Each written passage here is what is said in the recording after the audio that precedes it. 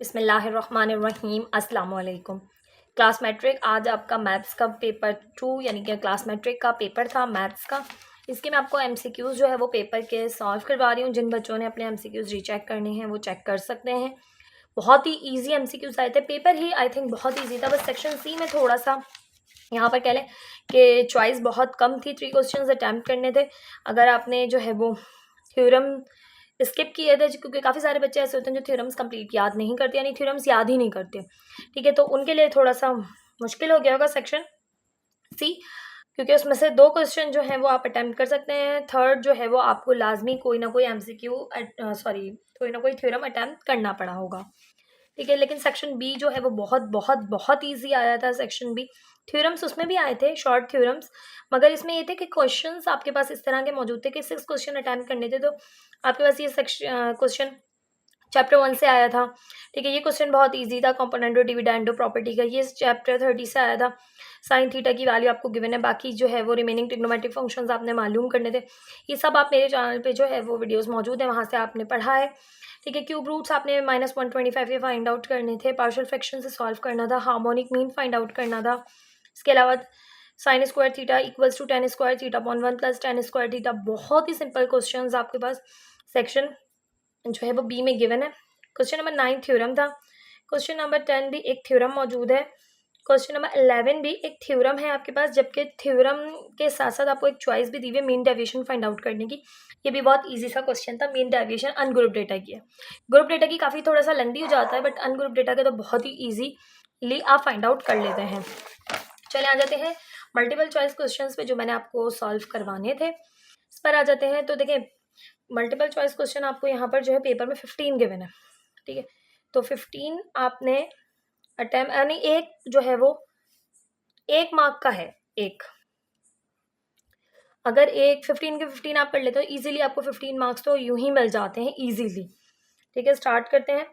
It is not a commutative operation. अब commutative operation क्या होता है कि आप ए यूनियन बी करें तो बी यूनियन ए करें, दोनों का आंसर इक्वल आना चाहिए। तो कौन सी प्रॉपर्टी ऐसी है या इसमें कौन सा ऑपरेशन ऐसा है जो कि हमारे पास कम्यूटेटिव ऑपरेशन नहीं हो सकता? तो डिफरेंस का नहीं हो सकता, क्योंकि ए माइनस बी इक्वल नहीं होता बी माइनस ए के। तो फर्स्ट वन का जो आंसर है वो है डिफरेंस, ठीक है। अगर आपने ये जो है वो टिक किया है तो ये जो है वो आपका बिल्कुल करेक्ट है। If O A cross B equals to 100, O B is equals to 5, then O A is equals to what? अब ये क्या है देखें, O A cross B equal आपको दिया हुआ है 100 के। अब ए क्रॉस बी में क्या होता है, आपने ऑर्डर फाइंड आउट करना होता है। ए आपके पास क्या होगा, बी आपके पास गिवन है 5 और ये आ रहा है इक्वल 100 के। 5 को आप किससे मल्टीप्लाई करें कि 100 आ जाए?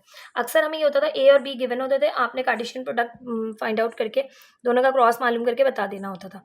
अब यहाँ पर आपको ए मालूम करना, तो देखिए 5 किस जा करें कि 100 आ जाए, तो 5 20 जा करें तो 100 आ जाएगा। तो सेकंड आपके पास 20 is the correct option. Third में कह रहे हैं the determinant of a matrix is 0। अगर मैट्रिक्स का डिटर्मिनेंट 0 आ जाए तो वो मैट्रिक्स क्या कहलाएगी? तो वो मैट्रिक्स कहलाएगी सिंगुलर मैट्रिक्स, ठीक है। मैट्रिक्स क्या कहलाएगी? Singular matrix. पार्ट 4 है the symbol of similarity of triangles is. Triangles के सिमिलैरिटी के का सिंबल क्या है? तो ये है आपके पास ट्राइंगल की सिमिलैरिटी का सिंबल, ठीक है। इसके बाद आ जाता है 5 if 1, 9, x, 45 are in proportion then x is equals to what? ये भी सॉल्व कर लेते हैं। 1, 9, x, 45, ठीक है। ये आपके पास गिवन है 1:9 proportion x ratio 45। Extremes means 9 multiply by x बराबर है 1 मल्टीप्लाई बाय 45। 9 यहाँ मल्टीप्लाई कर रहा है, वहाँ जाके 45 के साथ डिवाइड करेगा। 9 1 9, 9 5 45। तो 5 इज़ द करेक्ट ऑप्शन। देखिए कितने इजी हैं सिंप्लीफाई। अगर आपने अच्छे से पढ़ा है तो फिर तो आपके लिए कोई मुश्किल नहीं होगी एमसीक्यूज को सॉल्व करने में। कह रहे हैं if a ratio b equals to c ratio d then according to the alternendo property.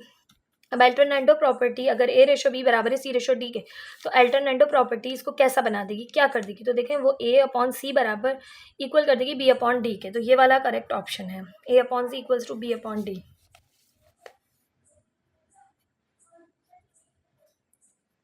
Part 7 है, if p and q are the roots of 2x square plus 5x plus 3 equals to 0 then p plus q। p plus q क्या है?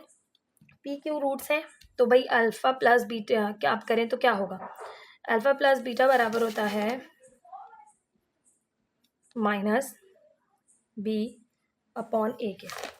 अब minus की sign, b की value क्या है 5, a की value क्या है 2, तो 5 minus 5 upon 2 is the correct option.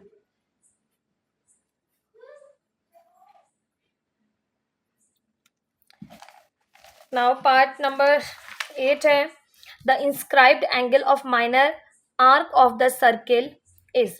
Inscribed angle minor arc का वो मतलब किसी भी सर्किल के का इंस्क्राइब्ड एंगल माइनर आर्क का कितना होता है? तो वो एक्यूट होता है या राइट एंगल होता है, ऑब्ट्यूस होता है या रिफ्लेक्स होता है?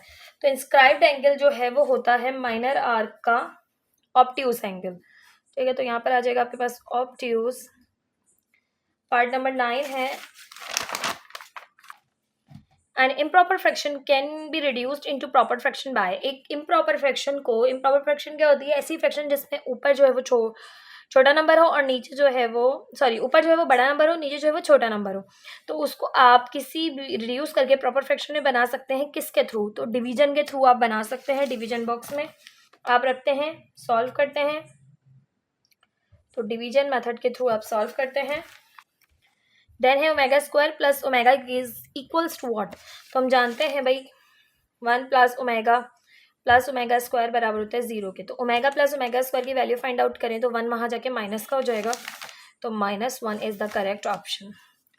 11 है, the standard deviation is the positive square root of. Standard deviation positive square root होता है किसका? वेरिएंस का। अब वेरिएंस के लिए जो है वो उसके ऊपर स्क्वायर रूट लगा दें तो वो स्टैंडर्ड डेविएशन बन जाता है। ठीक है, वही फॉर्मूला होता है दोनों का सेम, जस्ट उस पर रूट होता है और उस पर रूट स्टैंडर्ड डेविएशन पे होता है और वेरिएंस पे नहीं होता। तो वेरिएंस का अगर आप रूट लगा दें तो वो स्टैंडर्ड डेविएशन बन जाता है। नंबर 12 है, in a right angle triangle the greatest angle is. देखिए, एक राइट एंगल ट्राइंगल होता है, उसमें सबसे बड़ा एंगल कितने डिग्री का होता है? तो हमेशा याद रखिएगा 90 डिग्री का होता है। इससे बड़ा एंगल राइट एंगल ट्राइंगल के अंदर नहीं होता। ये हो गया 12। 13 है, cosec square theta minus 1 is equals to what? ये यूनिट नंबर हमने 30 में पढ़े हैं फॉर्मूलाज। ये बराबर होता है कॉट स्क्वायर थीटा के। देन है 14, angle between the radial segment and tangent of at its outer and point is. तो ये जो है वो एंगल किसी भी रेडियल सेगमेंट का और टेंजेंट का वो होता है हमारे पास 90 डिग्री। ये जो है वो हमने चैप्टर्स में चीज़ें पढ़ रखी हैं। In a right angle triangle the opposite side of 90 is called. किसी भी राइट एंगल ट्राइंगल में 90 के अपोजिट साइड हमेशा हाइपोटेन्यूस कहलाती है। ये थे हमारे पास MCQs क्लास 10 के आज मैथ्स का जो पेपर हुआ है उसके। आई होप आपने बिल्कुल करेक्ट ही जो है वो टिक किए होंगे। अगर कोई रॉन्ग हो गया तो चलिए, आपको पता चल गया होगा, नॉलेज मिल गई होगी कि ये इस तरह से सॉल्व होना है। बाकी इंशाल्लाह ताला उम्मीद करती हूँ कि आपका पेपर बहुत अच्छा गया होगा। Thank you so much. Allah हाफिज़।